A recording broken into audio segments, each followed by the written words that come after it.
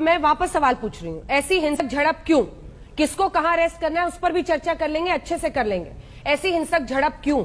क्यों ये लगे कि हम रामनवमी की शोभा यात्रा अपने ही देश में नहीं निकाल सकते हैं? क्यों पुलिस ये कहे आप इधर से जाइए, उधर से जाइए, जस्टिफाई करेंगे? नहीं, जस्टिफाई कोई नहीं कर सकता। जस्टिफाई कैसे कर सकता है? फिर ऐसी हिंसा क्यों होगी? ये डर क्यों रहेगा? ये भय क्यों रहेगा?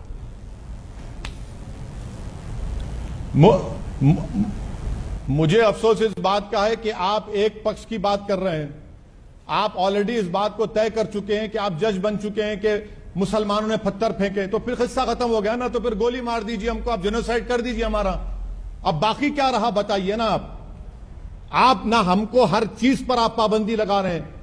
पत्थर भी हम फेंके, मस्जिद पर झंडा भी हम लगाए, मुस्लिम महिलाओं पर लाठियां भी हमने बरसाई, घर भी हमने अपने हाथ से डेमोलिश कर लिया, गोश्त भी हम नहीं खा सकते क्योंकि आपकी आस्था को हर्ट होता है। तो फिर आप क्या करना चाहते हैं बता दीजिए हमको। देश संविधान से चलेगा या फिर आप इल्जाम लगा देंगे? पत्थर कौन पत्थर फेंकेगा? क्या प्रूफ है बताइए आपके पास? पुलिस का परमिशन आप देते हैं।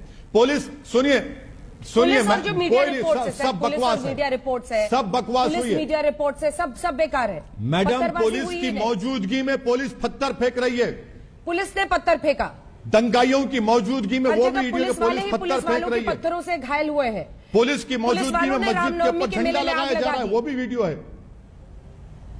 इंडिपेंडेंट एक जुडिशियल इंक्वायरी कराइए, उस प्रदेश के सिटिंग हाईकोर्ट जज से करवाइए। दूध का दूध पानी का पानी हो जाएगा कि किस कानून के तहत आपने घरों को तोड़ा है।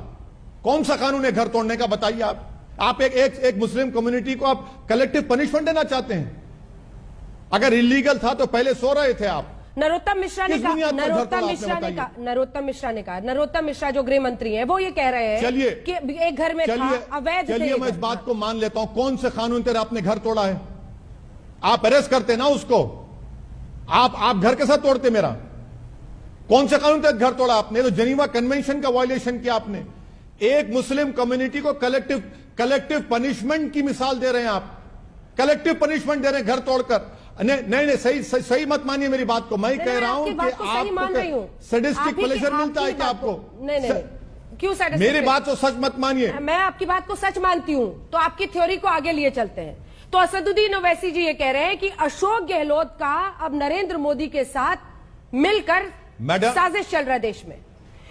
हेमंत सोरेन झारखंड के मुख्यमंत्री, वो साजिश कर रहे हैं मोदी के साथ मिलकर। संघ के परिवार इस देश में लो इंटेंसिटी वायलेंस कराने में महारत हासिल कर चुकी है।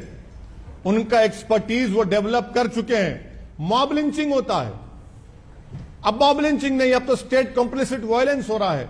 पहले स्टेट स्पॉन्सर्ड वायलेंस होता था, अब स्टेट कॉम्प्लिसिट वायलेंस हो रहा है।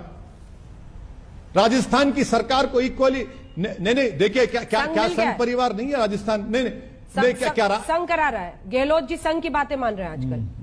नागपुर से डिक्टेशन मिल रहा है उनको, हेमंत सोरेन को।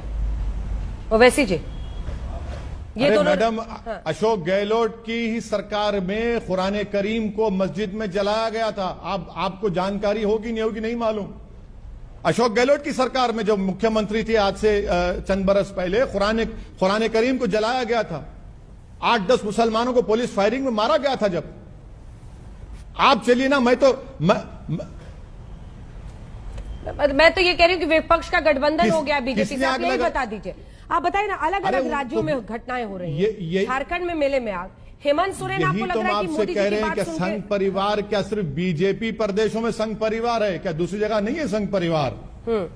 हर जगह संघ परिवार है। और अगर झारखंड में हुआ है तो कंडेमनेबल है। आप इंक्वायरी कराइए ना। आप कैसे तय कर लेते हैं कि एक समुदाय ने किया? मॉब लिंचिंग में मैं मारा जाता हूं, हर चीज में, और पत्थर भी हम फेंकेंगे, मस्जिद पे हम हमारी जला देंगे, महिलाओं को लाठीचार्ज करेंगे, 13-14 साल के बच्चों को रोड पर लिटाकर मारेंगे आप, फिर घर भी तोड़ देंगे। कौन से कानून तहत? पुलिस जो गिरफ्तारियां कर रही है, सारी की सारी गिरफ्तारियां, 93-94 गिरफ्तारियां मध्य प्रदेश में, वहां पर ये सब बिना पहचान के ही आरोपियों की जा रही है। मैडम मेरा प्रॉब्लम यह है कि देश के संविधान की धज्जियां उड़ाई जा रही हैं। मेरा प्रॉब्लम यह है कि ये सरकारें एक समुदाय के खिलाफ हेट्रेड में अंधी हो चुकी हैं। ये रीजनेबलनेस और जस्टिस को करना नहीं चाहती हैं। ये पहले से ही तय कर लेते हैं इनको स्टीरियोटाइप इमेज बनाकर रख दिया मुसलमानों का। आप मेरे को एक बात बताइए मैडम कि गोश्त खाने की इजाजत क्यों नहीं दी जाती हमको? इससे प्रॉब्लम है क्या किसी की आस्था मेरी आस्था से बढ़कर है? क्यों गोश्त नहीं खाएंगे हम? आपकी आस्था हमारी आस्था से बढ़कर है क्या? अच्छा चलिए अब आप मान लेते हैं गोश्त नहीं खाएंगे, एक्सपोर्ट क्यों अलाउ करते हैं आप? उस टाइम में एक्सपोर्ट को बंद करिए ना, फिर आप देखिए क्या होता है, डॉलर नहीं मिलेंगे आपको। कब तक आप सिर्फ हमको टारगेट करेंगे? डॉलर की भी चिंता कर रहे हैं आप, गोश्त की भी कर रहे हैं। गोश्त को जो बैन किया गया कई जगहों पर, उसका भी गुस्सा है क्या?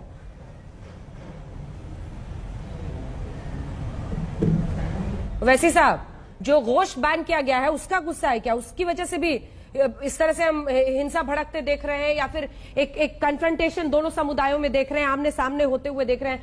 पश्चिम बंगाल में देखिए ना सर, पश्चिम बंगाल में तय रूट था, बोला गया नहीं अल्पसंख्यक मोहल्ला है वहां से, इसलिए रूट बदल दिया गया।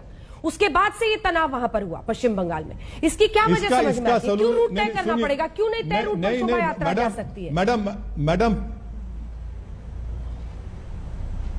मैडम कोई सुनिए, जब पुलिस परमिशन देती है जो और रूट तय करती है तो पुलिस की जिम्मेदारी होती है कि वायलेंस ना हो।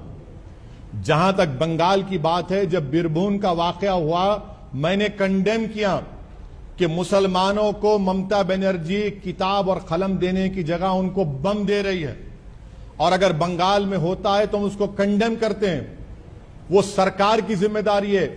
यही तो हम कह रहे हैं आपको कि सरकारें आंखें बंद कर लेती हैं अपने अपने फायदे के लिए, चाहे मध्य प्रदेश हो, राजस्थान हो, गुजरात हो, कर्नाटक हो, गोवा हो। कितने प्रदेशों में आरएन यात्रा के गड़बड़ हुई है बताइए? और आप कह रहे हैं कि अच्छा मैडम ये आपका सवाल ही गलत है। कैसे? देश की मेजॉरिटी को माइनॉरिटी से खतरा कब पैदा होगा बताइए? गलत है? क्यों शोभा यात्रा तय करनी पड़ेगी? क्योंकि एक मोहल्ला आता है। पूरी माइनॉरिटीज को आप कह रहे हैं, आप पूरी मेजॉरिटी को कह रहे हैं कि खतरा तुमको माइनॉरिटी से। आपका सवाल ही गलत है मैडम। सवाल गलत नहीं है सर। सवाल ही नहीं, आप जिस तरह से समझ रहे हैं वो गलत है। मुझे ये बताइए ना सर, क्यों रास्ता बदलना पड़ेगा? ये पुलिस कह रही है ना वहां की, ये पुलिस कह रही है कि इस मोहल्ले से अब आप नहीं जा सकते हैं क्योंकि यहां पर तनाव हो सकता है, मुस्लिम मोहल्ला है, इसलिए शोभा यात्रा को कह रहे हैं आप रूट का डायवर्जन कीजिए। क्यों होगा ऐसा देश में? ये पुलिस पूछ रही हो, ये सवाल बनता है, ये सवाल मैं आपसे पूछूंगी। नहीं सुनिए मैडम, आप मुस्लिम कार्ड खेल रहे हैं। सुनिए, अगर पुलिस ऐसा कह रही है तो पुलिस के ममता बनर्जी के और उनके डीजीपी को बुला लीजिए अंजना ओम कश्यप के शो में, बुला लीजिए, बुलाकर पूछिए। मगर अगर पोसेशन का रूट है तो रूट की जिम्मेदारी, अमन की जिम्मेदारी ये पुलिस पर आती है, और पुलिस और सरकारें नाकाम साबित हुई। स्टेट कॉम्प्लिसिट वायलेंस हुआ है पूरा ही। और जिस तरीके से मध्य प्रदेश की बीजेपी की सरकार ने मुसलमानों घरों को तोड़ा है, वो जेनीवा कन्वेंशन के खिलाफ है, नेचुरल जस्टिस के खिलाफ है। आप कलेक्टिव पनिशमेंट दे रहे हैं एक समुदाय को और मुसलमानों को, ये बहुत गलत काम कर रहे हैं।